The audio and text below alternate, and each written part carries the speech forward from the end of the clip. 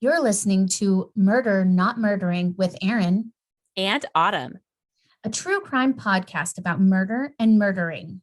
but we are not murderers.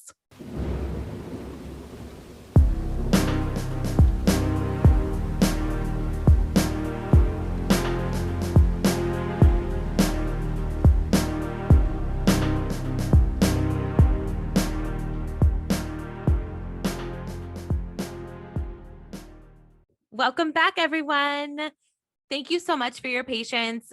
I know we didn't have an episode last week, but Erin was moving into her forever home. Woohoo! And moving is a lot of effort and takes a lot of time. It is. And as I was building shelves and putting together things, I'm just like, there's just no way I'm going to be able to get to an episode. No, and Erin does all of our editing. So It takes some time, and we just didn't have the time to do an episode last week, but we really appreciate everyone who reached out to us and told us that they missed us on their walks and on their drives, because I know everyone's starting vacations and going on road trips. So that was really nice. That was really nice, though, to hear oh, you really do listen. You really do want to hear what we have to say. Yes, everyone was so supportive. Yeah, that part was really nice. We felt loved. We did feel loved. You know, ironically, Autumn, you're going to be doing an international case tonight, and I am not. What? Oh, how the tables have turned. It's not old-timey, is it? No. See, there we go. Mine's still old-timey, but I have a U.S. case. That is rare, and I have an international case. It's so funny. So I'm going to be going up first tonight. And I'm in my new recording studio, which is a little echoey. And that's because she has no curtains. She has no blinds. I haven't put up all the soundproofing, and that's where we sit. So bear with me, folks. I'm getting it together. I promise. We're just here for the story. That's right. So tonight I'm going to be telling the mysterious death of the Hollywood starlet nicknamed the Ice Cream Blonde, Thelma Todd. Ooh. 86 years ago, Thelma Todd shot into fame. An actress from Massachusetts, she had conquered Hollywood by the time of her death at just 29 years old. Who killed her? No one knew then, and no one knows today. Was it the ex-husband, a shady film producer and agent, her gangster lover, or was it her business partner? Let's find out. Oh my God. I love that. Like a movie entrance. Yes. It's like, oh, I'm loving it. Bringing the theatrics. I love this. That's right. I mean, I feel like after I did Edith, I was just like, now I want to write everything like it's a romance novel.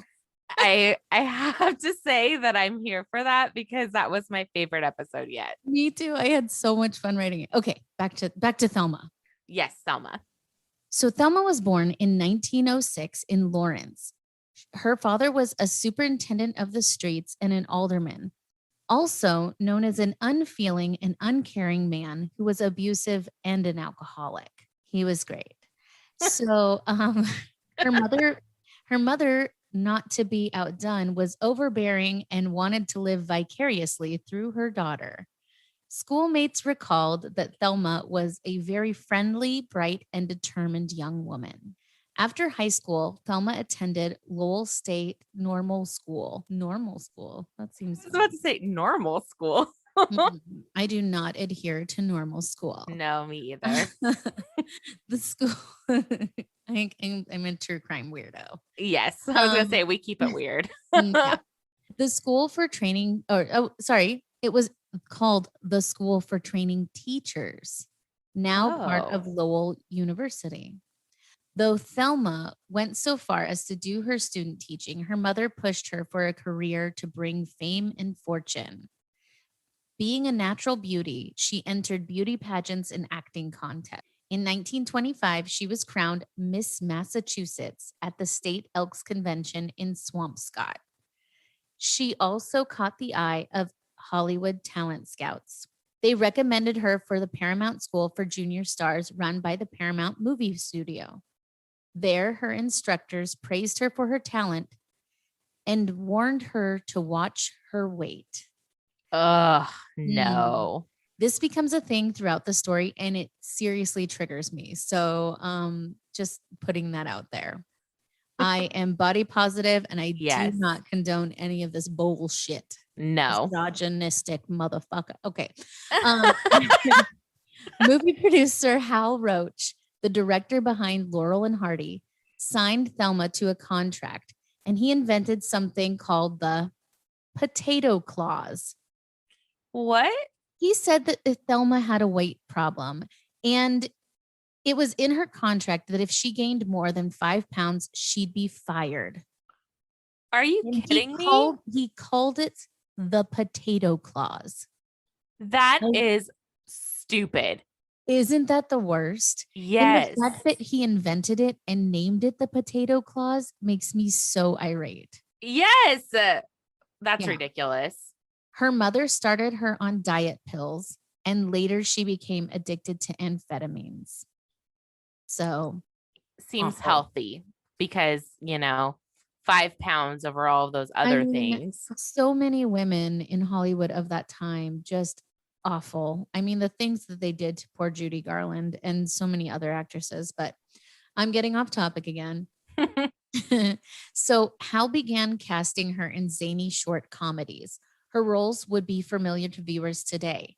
She belonged to a duo, one sensible woman and the other a clown. Sounds like us. Which one's which, Erin?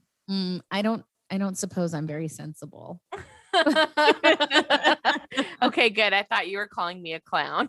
No, that's me. Together they would work in a way so that they would work their way out of comical situations. Thelma Todd was described as playing the adorable working girl trying to retain her poise while being dragged into her friend's shenanigans. Actress Zazu Pitts. Oh, isn't that the best name? Yes. Let me just start over. Actress Zazu Pitts and Patsy Kelly co-starred with her in these films. She established her comedic prowess playing the straight woman to the Marx Brothers in 2 of their films. But Thelma really wanted more from her career. She wanted to try to become a dramatic actress. So she began dating director Roland West. Together, they planned to launch her in a new direction in his dramatic film, Corsair. At the time of their affair, West had a wife who reportedly was not troubled by their relationship, so she was cool with it. Nice. Yeah. To mark the point that she was having a major change in her career, Thelma used the name Allison Lloyd in her role in Corsair. She now had 2 professional outlets for her talent, starring in comedies with the likes of the Marx Brothers and Bing Crosby, and in dramatic films playing off leading men such as John Barrymore and Ricardo Cortez. By now, Thelma Todd was a bankable actress. Attractive, slim. One interview noted that she had dropped 20 pounds since she left Massachusetts and was very disciplined in her acting. It makes me so mad that they constantly talk about her weight and that was a reporter talking about how much weight she had lost. It just makes me very grateful to live in the time that we do. Agreed. I mean, there's still a long way to go, but agreed. Oh, for sure. But at least that's not the first thing someone's going to say about you in an article. At least I hope not. Yeah, for real. So in her personal life, Thelma had been linked to many Hollywood men. She had gotten married in an elopement in 1932 to Pascal DeCicco, a movie producer, agent, and small-time hood. That's how they described him, not I. I was about to say, ooh. That doesn't sound like my type of thing. But he basically spent a lot of time with the mafia. He wasn't like a main person, but he hung around mafia folk. Got it. The marriage to DeCicco would last just 2 years. It was punctuated by frequent, loud, abusive arguments and beatings fueled by alcohol. By 1933, Thelma was showing just how savvy she had become. She had traveled to London for work and returned to Massachusetts to visit family. They eventually divorced in 1934. That same year, Thelma decided to open a restaurant and supper club in the Pacific Palisades called Thelma Todd's Sidewalk Cafe. The restaurant was a draw for tourists because it was popular with Thelma's celebrity friends. So people were there all the time, all these celebrities, and tourists wanted to see everybody. So they would come down to her club. Her partner in the club was Roland West, her former lover and director. Thelma dated many problematic men. And once, one person close to her said that bad guys were just her Achilles heel. Things in her career began to die down, and the restaurant was not making money. On the morning of December 16th, 1935, Thelma Todd was found dead. The Los Angeles Times reported coagulated blood marred the screen comedian's features and stained her mauve and silver evening gown and her expensive mink coat when she was found. Her blonde locks pathetically awry in the front seat of her automobile in the garage of Roland West, film producer and director, in the front of West's residence at 17531 Pasanto Road, less than 500 yards away from Mrs. Todd's Cafe on the Roosevelt Highway. The body was found by May Whitehead, a maid who had been serving the actress. They summoned a physician, Dr. J.P. Sampson, and also called the police. Dr. Sampson found that there was no evidence of bodily injury and expressed the opinion that Mrs. Todd had been dead for at least 12 hours. The officers found a wealth of jewels intact about the throat and wrists of the actress. They inspected the scene of her death. Her magnificent mink coat and her jewels and purse had not been touched by anyone. So clearly, this had nothing to do with robbery. The coroner quickly ruled that accidental carbon monoxide poisoning had been what killed Thelma. She had become a very successful actress and described as the Marilyn Monroe of her day, a peroxide blonde and wisecracking. They constantly referred to her as being very sexy, and they said that she had a very outrageous sense of humor. Sounds similar to me. Yes, I was about to say, sounds like someone I know. Except for I'm not peroxide blonde. No. She was nicknamed the ice cream blonde for her shapely figure. She had appeared in around 120 feature films and shorts in her career. But with fame came heartache. And within the past few months, she had been the recipient of several extortion notes threatening her death unless she paid $10,000 because no apparent reason existed for her taking her own life. Investigating officers desperately sought an answer to the mystery of her death. Initially, they ruled it a suicide, but soon her friends began raising questions and 3 suspects emerged. The ex-husband, Pascal DeChico, Thelma's ex, was out of her life, or so everyone assumed. But on Saturday night before her death, DeChico and Thelma had a fight at a party. She had been invited and she was seated at the table where a chair was reserved for DeChico. But he showed up with another date and sat at the table. Thelma was furious. Actress Ida Lupino arranged a party, and she later said that DeChico had asked to be invited and sat next to Thelma. He explained that he was joking when he said it because Thelma was so hostile to him. DeChico was not just a New York agent, but he was also an associate of the New York mobster Lucky Luciano. Oh. Yeah, he's a pretty famous guy. So if you haven't heard of him. Yeah. So I'm just going to do a little backstory on those two. So Lucky Luciano was a well-known mobster and a psychopath. Also a well-known murderer. Might have to cover that. Anyway, Thelma had been introduced to Luciano by her ex-husband, and the two had an affair. After her divorce, Thelma swore off alcohol.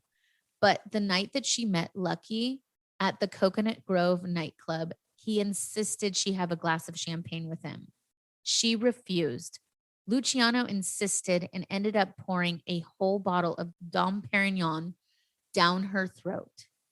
To maintain his control over her, he supplied her with more potent amphetamines than her prescription diet pills. Thelma became hooked on the pills. Luciano was in Los Angeles at the time of Thelma's death. Rumors had also floated that Luciano had pressured her into letting him use the third floor of her supper club for a casino. And they also mentioned that he was abusive to her. That sucks. In every single thing that I read, they said that he was really trying to get her to either launder money for him through her supper club or to use the third floor for his casino. Next suspect, Roland West. The second line of suspicion fell on Thelma's one-time lover and restaurant partner, Roland West.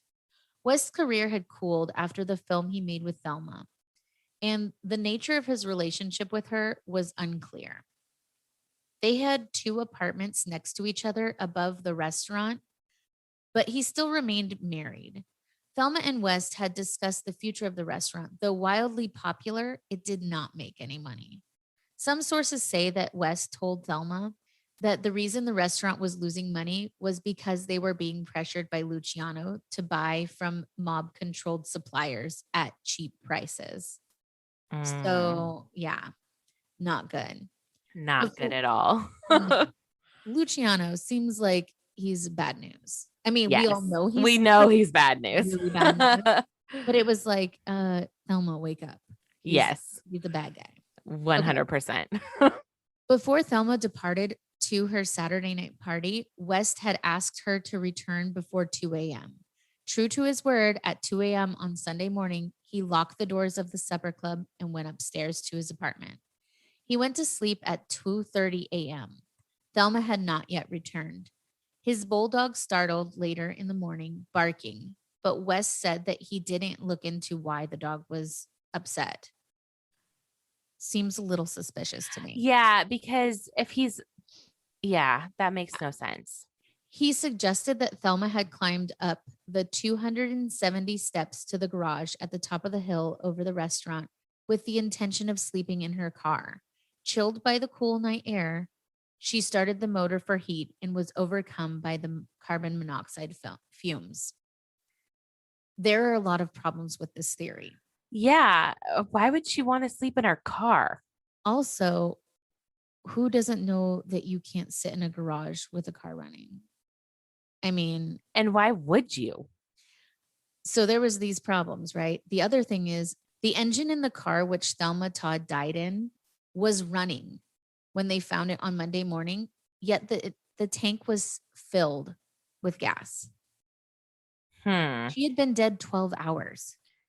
Yeah, it would not be full still. It would not be full. It just wouldn't. And that somebody would have heard the car running for 12 hours. Yes. And you think that when they'd open the garage, there'd be like this overwhelming fume smell. Right. Witnesses began to come forward to say that Thelma had not spent all day Sunday dead behind the wheel of her car, as the coroner first proposed. She had spoken to one friend on the phone, Jewel Carmen, Roland West's wife. She said that she had seen Thelma Todd in the car with a man on Sunday.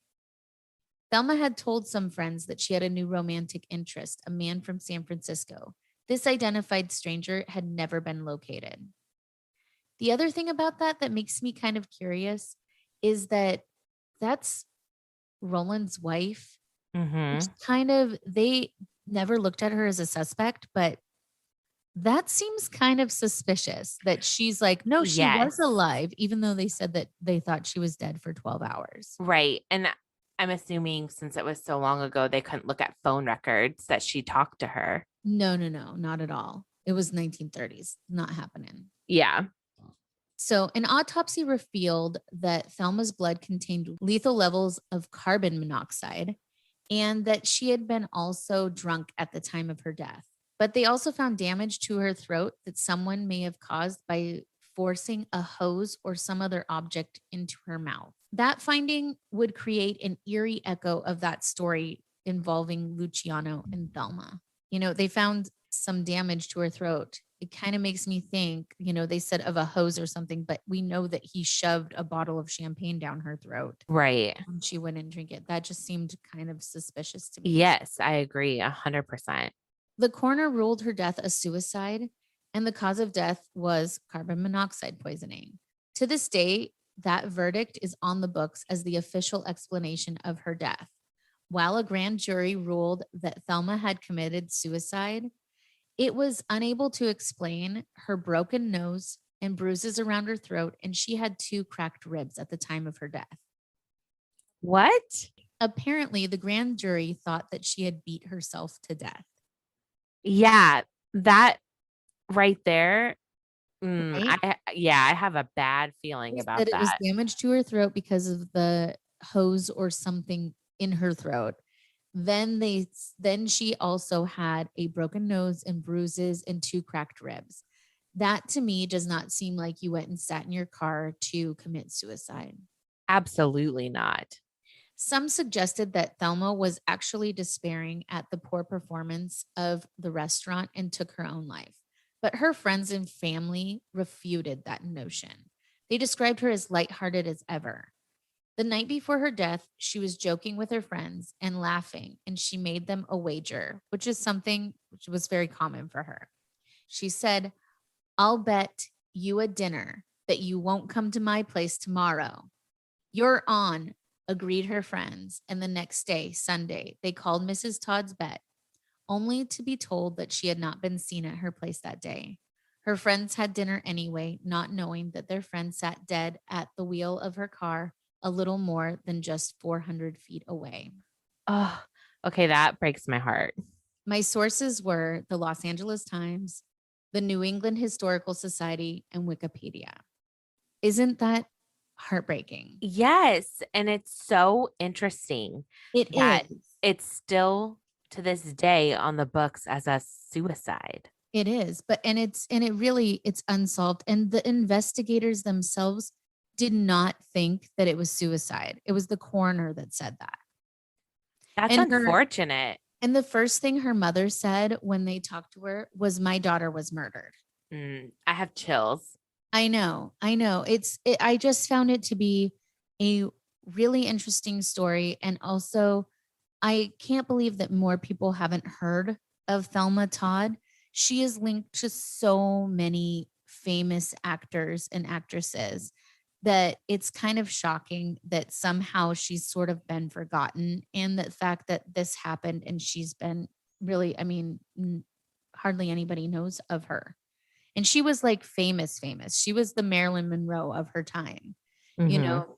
They also, a lot of people have compared her to like Madonna and like, because I think the platinum blonde thing, but also, just being a kind of pushing the limits as far as like being sexy and also being smart and funny.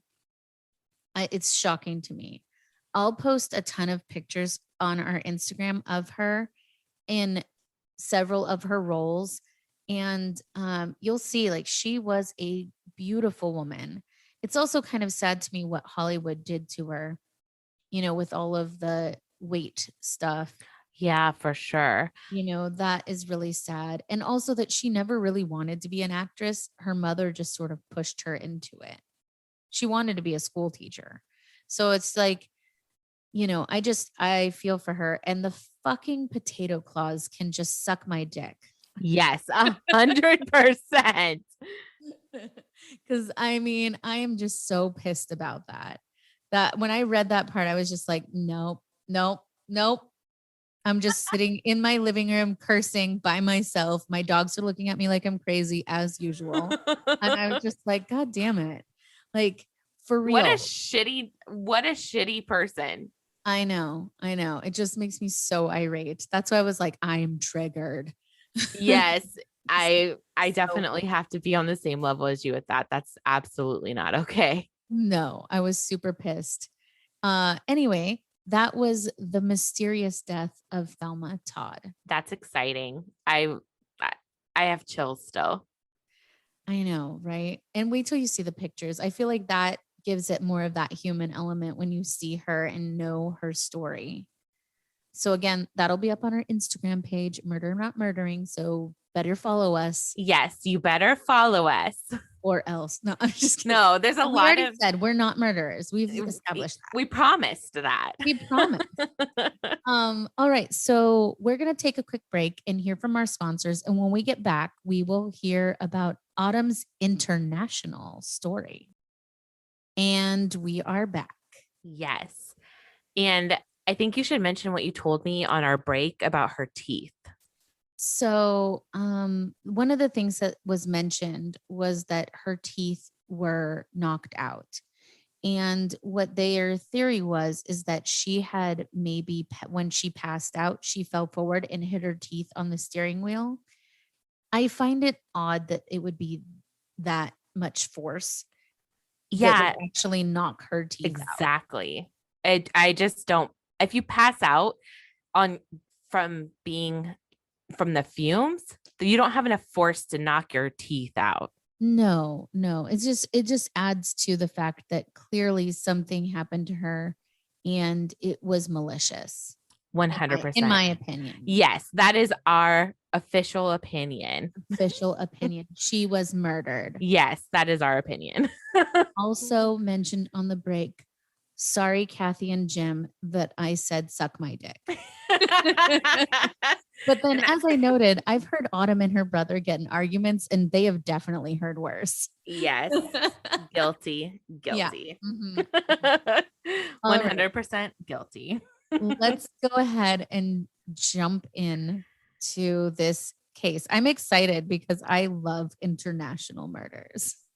So Dustin actually recommended this to me. It was very cute. He sent me. The murder was?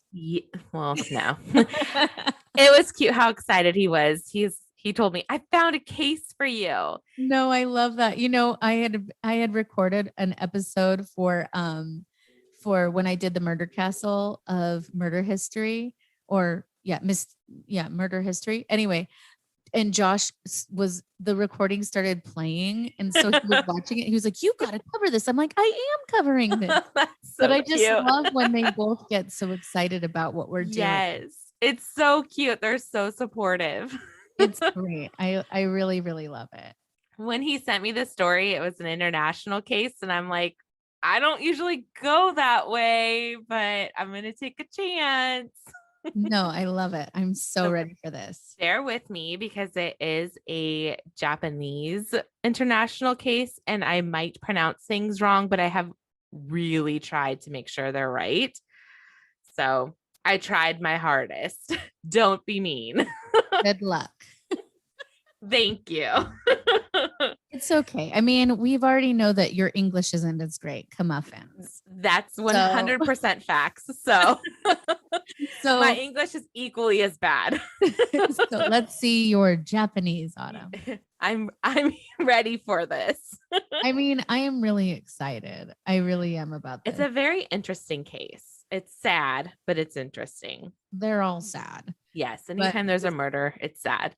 But these are also grown humans killing grown humans again. So thank you. Thank you so much for that. Just throwing that out there. No, I really appreciate it. You have Dustin to thank. Thank you, Dustin. Also, I'm very excited about just that this is a case from Japan, because Japan, in my opinion, is a very interesting country and interesting culture. So I'm really excited about this. I'll get right on in. This is the story of the murder of Lindsay Hawker. Lindsay Hawker was born on December 30th, 1984, to Bill and Julia Hawker, who lived in Brandon near Coventry, England. She was the middle child of three sisters, Lisa and Louise. They kind of had a theme going for their names because they all began with L. Nice. And you know how I feel about themes. Dear to my heart. She has been described as very adventurous, bright, nurturing, caring, successful, and popular among her friends. In 2006, she graduated with a first-class honors degree from the University of Leeds, where she studied biology. Originally planning on pursuing her master's degree, she decided to take an opportunity to travel the world for a year. She landed a job as an English teacher at Koya, the Tokyo branch of Nova.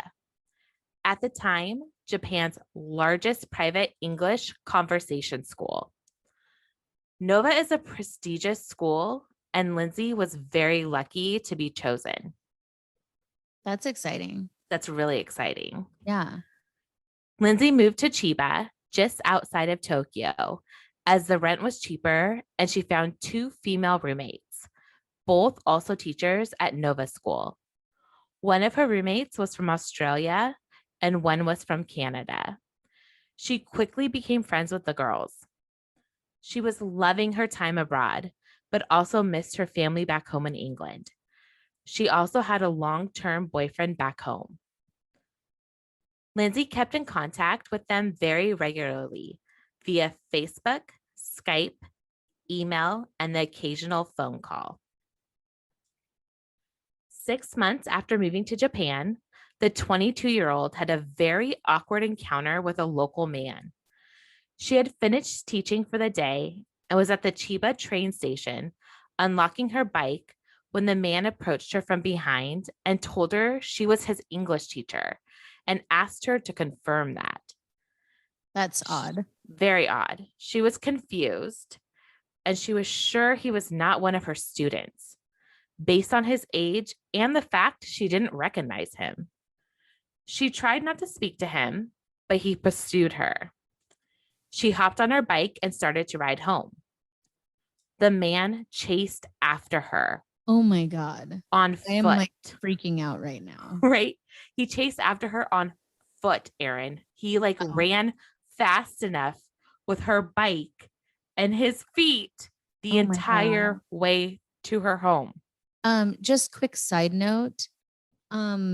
There are so many good things to carry with you. I literally have a whistle that says, "Stay sexy, don't get murdered." Yes. And then also the Birdie personal alarm. Birdie, please sponsor us.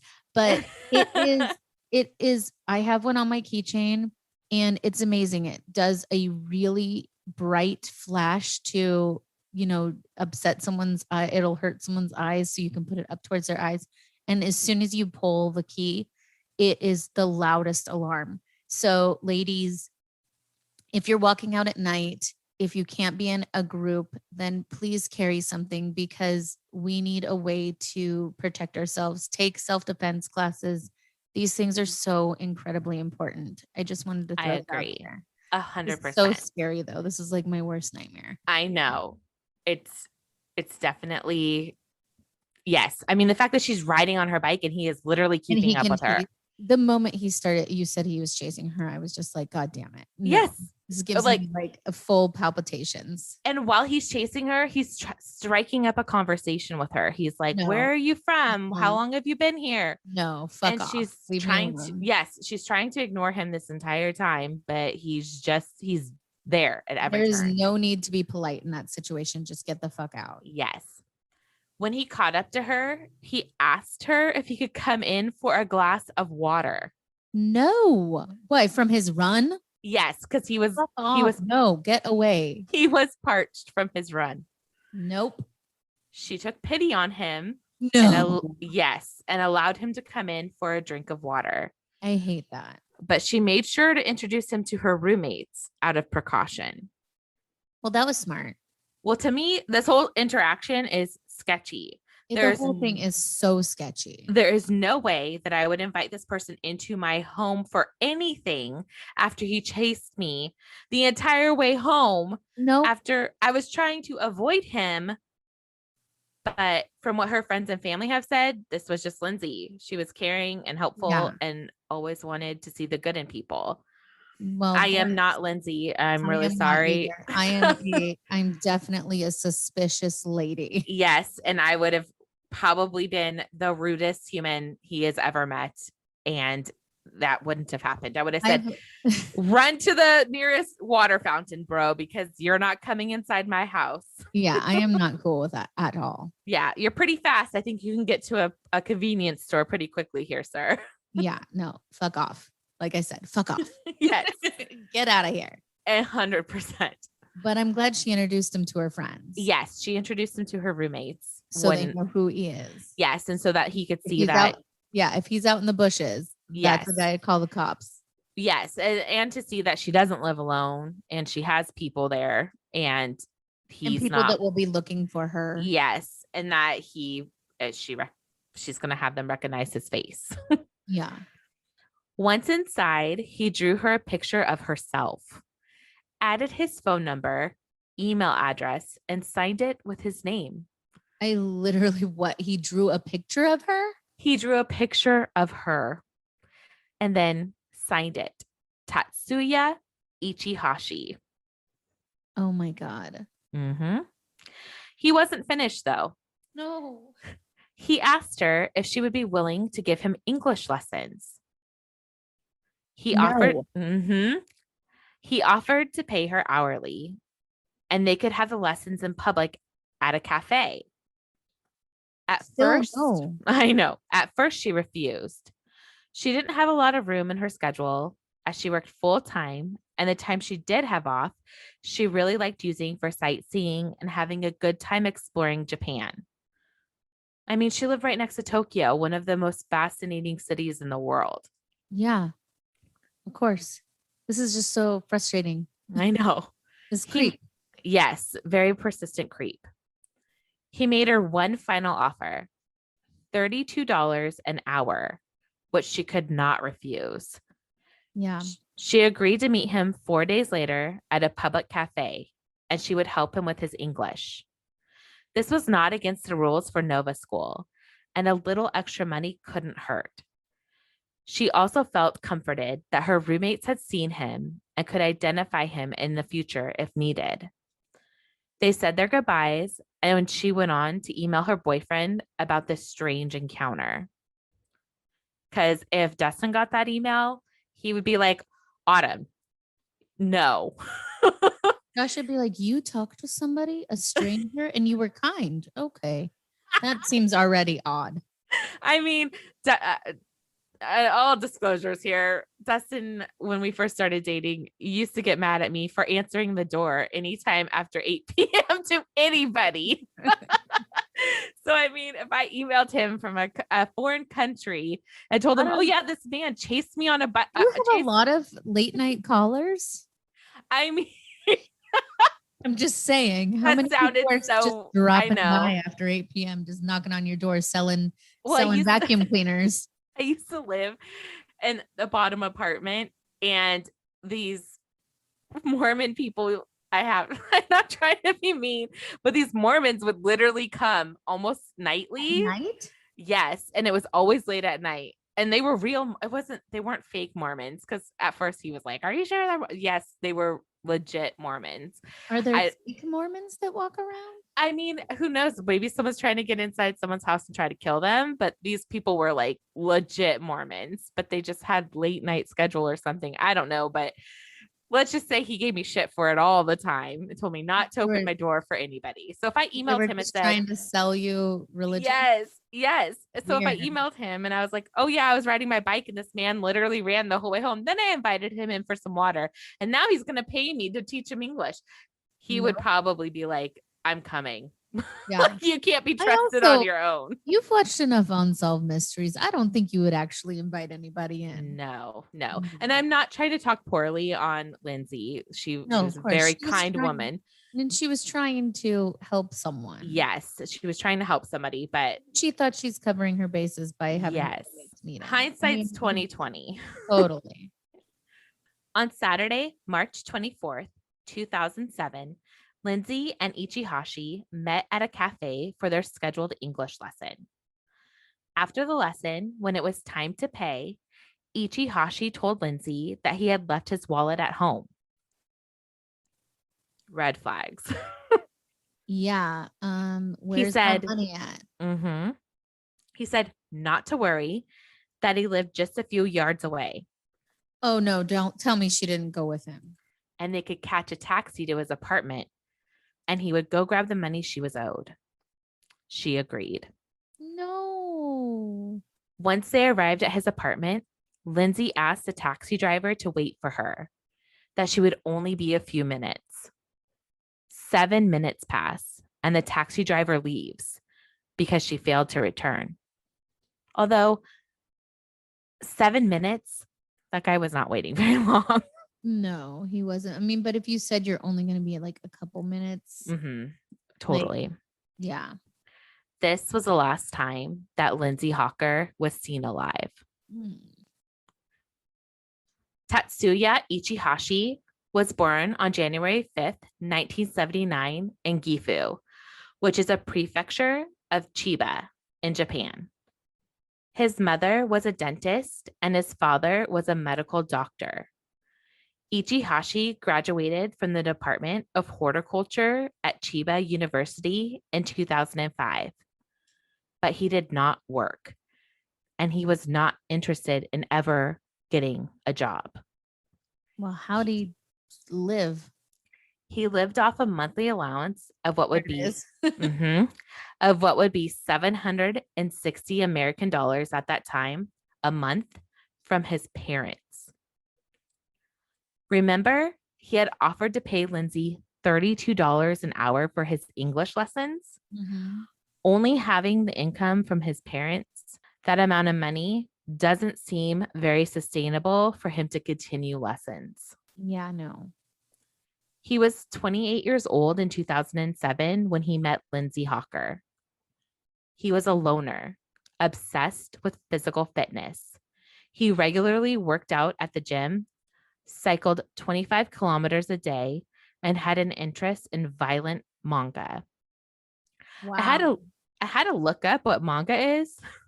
To be honest, manga is a comic book rather than animation. Unlike anime, manga is often published in black and white because they are usually published weekly, and printing them in color would take too much time and money. Mm-hmm. I have a lot of friends that are into it. Yeah, Dustin had to help me too. And manga is usually fairly cheap to publish and only requires a small number of artists to produce. Mm-hmm. So it can take as little as one artist, or it could be many, many artists. And it's also considered to be more artistically original than anime. Yeah. And he was really into it. Yeah. Ichihashi was said to be in a year-long committed relationship with a local Japanese woman. He had no previous convictions, but he had been a person of interest in a theft injury 6 years prior, where he had allegedly assaulted a woman on the street during a robbery. But the matter had been settled out of court, where it was said that his parents paid the settlement to make the charges go away. Interesting. Little has been made public about him due to the comparatively restrictive nature of Japanese privacy laws and his parents' refusal to speak about him. Lindsay's family and roommates began to worry about her because of her lack of communication with them that day. And she failed to return home from the meeting with Ichihashi earlier. Lindsay's friends tried to alert authorities about their concerns for their friend, but the proper authorities were not given the message within the department. On March 26, 2007, Nova School reported Lindsay missing after she failed to show up to teach her classes scheduled for March 25th and March 26th. The officers went to Lindsay's house and interviewed her roommates, and they gave him all the information that they had on the Japanese man that she was giving English lessons to, Tatsuya Ichihashi. Well, he freaking signed her picture, so with his phone number, email address, name, and a picture of her. I mean, honestly, thank God he did that, because that just really helped them to be able to find him. Yes, 100%. 2 officers were sent to Ichihashi's apartment, but were not allowed to knock without proper cause. His neighbors were home, and they let the officers peer from their balcony into his apartment. It was then that they could detect someone inside the apartment, even though no lights were on and the apartment was completely dark. In Japan, they have detachable bathtubs, and they noticed that his was out on his balcony, which they found very strange. The officers were aware of his past with the theft with injury and decided to call for backup. They were worried that he might have Lindsay inside his apartment being held hostage. I mean, yeah. About an hour later, 7 additional officers arrived to assist. 2 hours later, around 9 p.m., with the 9 police officers at his apartment, Ichihashi left the apartment barefoot and wearing a rucksack, which is basically a backpack. Yeah. Seeing the officers, he tried to run away. One officer grabbed his rucksack, but Ichihashi was able to slip out of it and get away. Damn it. There were officers on the 4th floor where he lived and on the ground.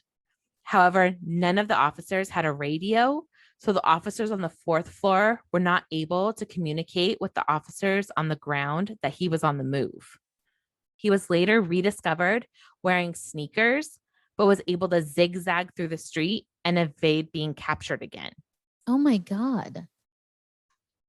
Like, what? This guy and his running, I swear. Well, he was obsessed with physical fitness. Yeah, but my God, can they catch him already? Tell me they caught him though. I cannot tell you that. Damn it. With Tatsuya on the run, they began to investigate his apartment. Outside on the balcony, in the detachable bathtub, No. they found the naked body of Lindsay Hawker. The tub had been filled with a mixture of sand and soil, almost entirely covering Lindsay's body. Only her right hand was visible poking out of the soil. Oh my God. She was bound and gagged and had been subjected to a brutal rape and attack. Her belongings were scattered all over his apartment. The body had been covered in a decomposing agent to speed up the decomposition, as well as flower seeds to disguise the bathtub as a flower pot. Oh my God. I mean, he graduated from the University of Horticulture. Yeah. So he was thinking this through. God damn it. This is grossing me out. I know. A strange detail that quickly became public was that he shaved Lindsay's hair.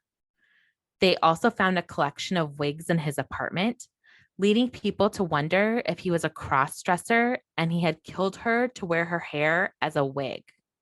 Or were they other human wigs? Right? That was my honest first thought. Just like, was that these are his other victims, if that makes sense. That was my first thought as well. That's exactly where my mind went. Yeah, my mind went right there too.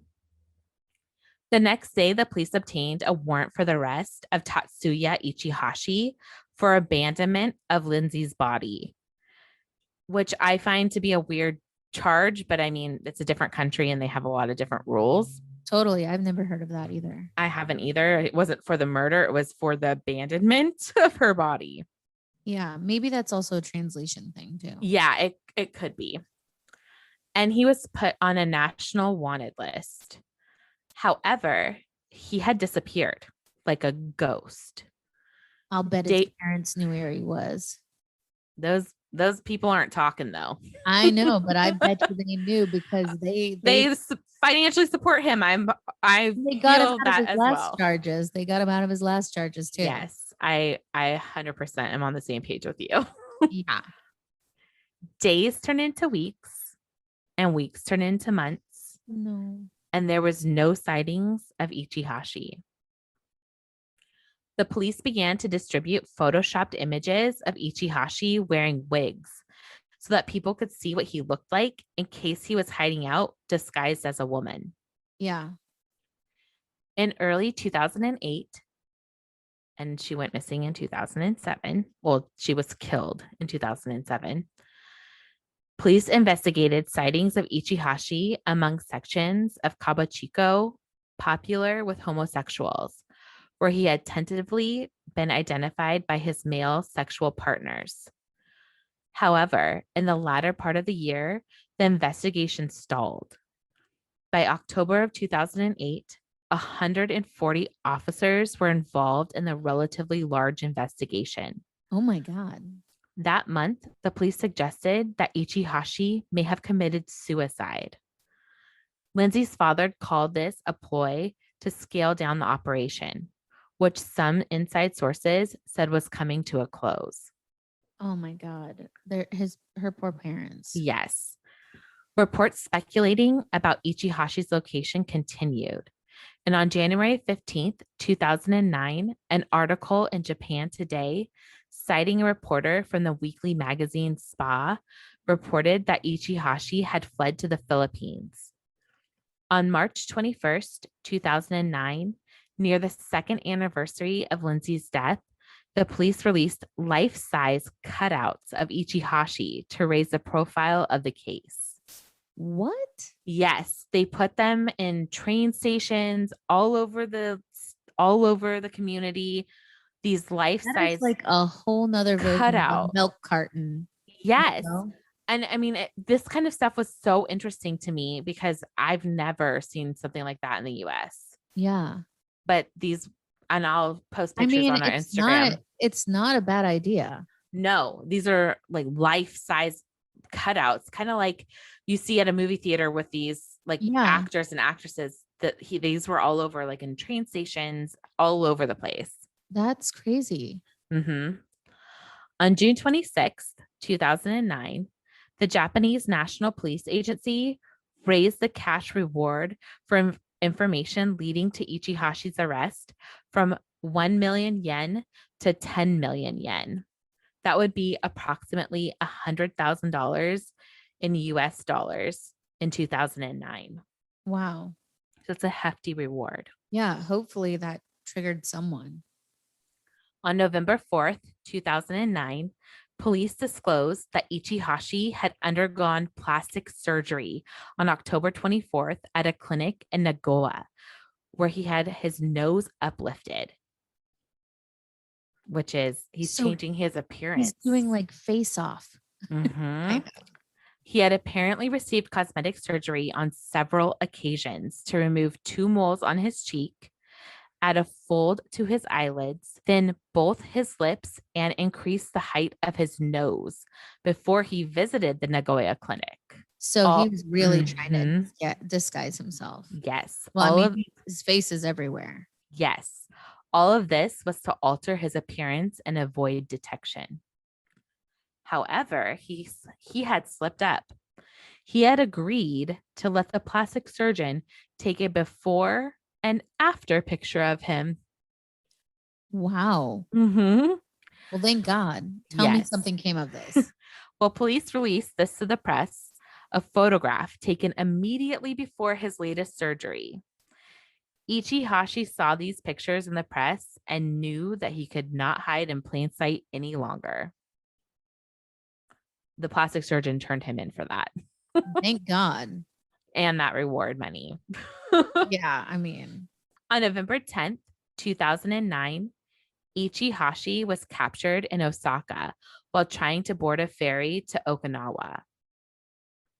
Ichihashi did not confess upon being arrested, and when his 23-day period of detention without charge expired on December 2nd, he was initially charged with abandoning a body and served 2 more warrants for rape and murder.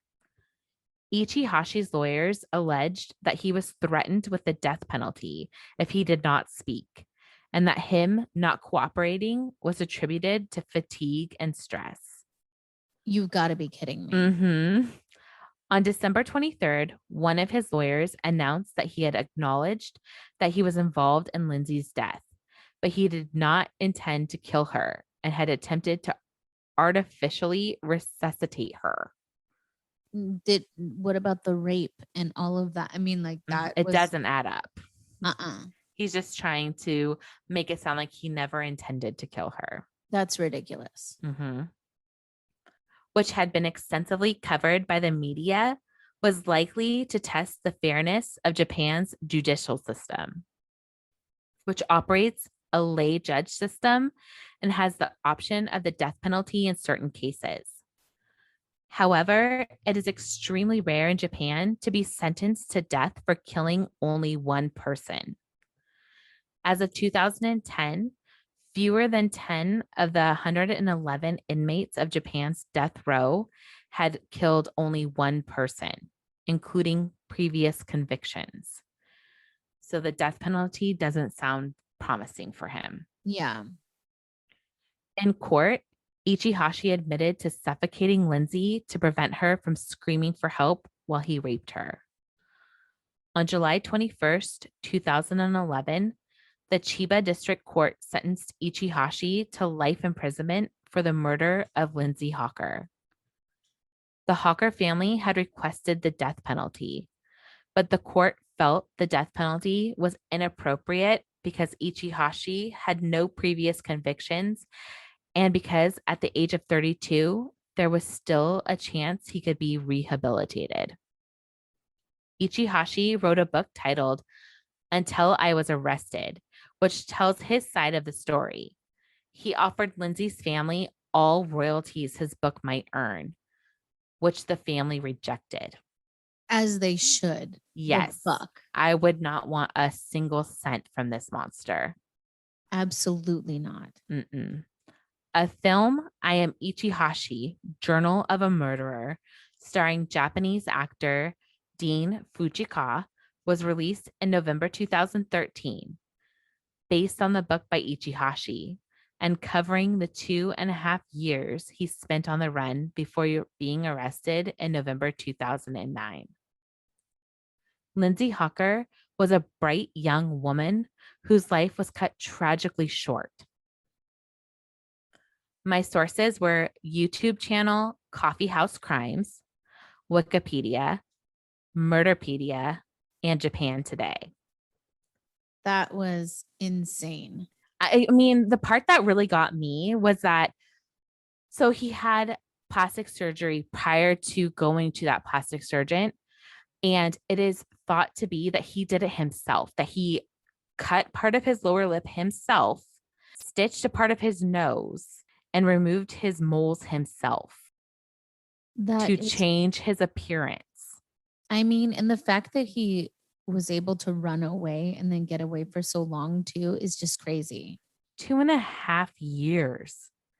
He was hiding in, like, there's islands in Japan that have cement bunkers, and I guess they're just abandoned, and he had lived in several of those over the years. And then he also got a job as a construction worker. So he was like living his life. That is just crazy. Isn't that mind-blowing? I just looked up his surgery photos. Yes. Oh, yes. We will have those on Instagram. They are very interesting. Yeah, very interesting. Like, he looks totally different. Very, very different. It's like what he did with his eyebrows too. Mm-hmm. And one of them, his face is so much fuller than before. Yeah. It's crazy. It's just really strange. Yes. Dustin, he found it on the YouTube channel, The Coffee House Crimes. And he was like, you have to do this story. It's so interesting. It is. It's really interesting. And, yes. And also so sad. So sad. She was so young and she was beautiful. Not that being ugly is a reason to die or anything, but she was breathtaking. She was very beautiful and she seemed just so happy and how kind. She just wanted to teach Japanese children English. Yeah, there's nothing wrong with that. It's just really sad that that's the way that things went. And I mean, again, like I said, there's so many things that I hope that women and men or whomever is listening, that you protect yourself. Mm-hmm. You know, there's lots of tools out there. Yes. To do so. So I just, as a word of caution, if you don't already know, you're probably a suspicious weirdo like us. Yes. If you're listening, be suspicious of everybody. If you're listening to our podcast, most likely you are. But, yes. I mean, seriously, like I don't go anywhere. I have the birdie on my keychain. I just don't go anywhere. I just feel like for me, I am a sexual assault survivor, but also I just feel like it's makes me feel more comfortable just knowing that I have that with me. Yes. And my dad is constantly buying me self-defense things. You I mean also, you mean knives? yeah, Stabby, knives, Stabby stabby Jim. jam. Thank you, Stabby Jim. Yeah, Lindsay did know karate, but Tatsuya was a black belt, so he overpowered her, which is unfortunate. Yeah, and he was doing fitness things to get himself in good shape. Yes, this there was something disturbed about him because you just, I mean, he was fixated on her.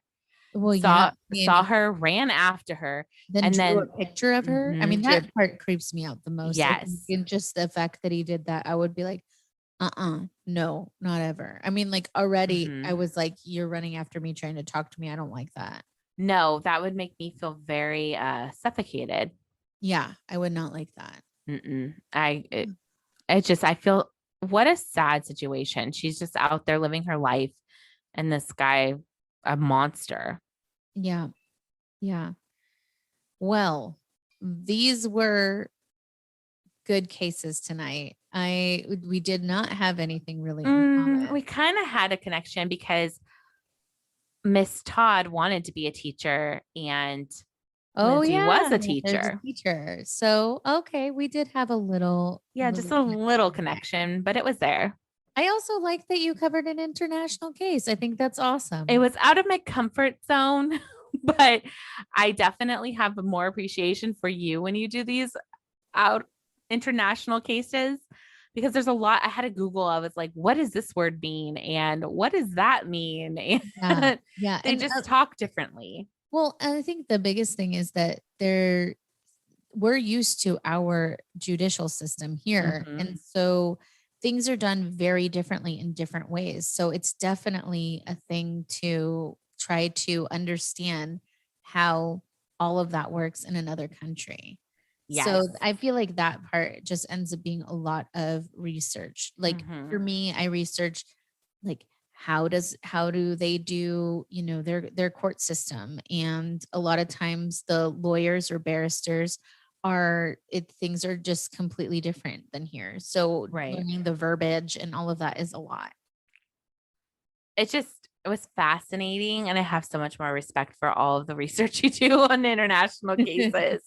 Yeah. I mean, once, like for me, like England, I've kind of got down a little bit in the old timing crimes. So, I'm still learning, but I feel like I'm starting to get it more and more. So it's a little less research in that aspect of it. Totally.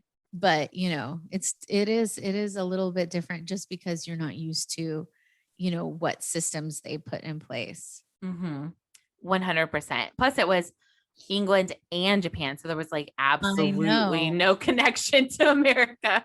No, but that was really good. I'm glad you did that one.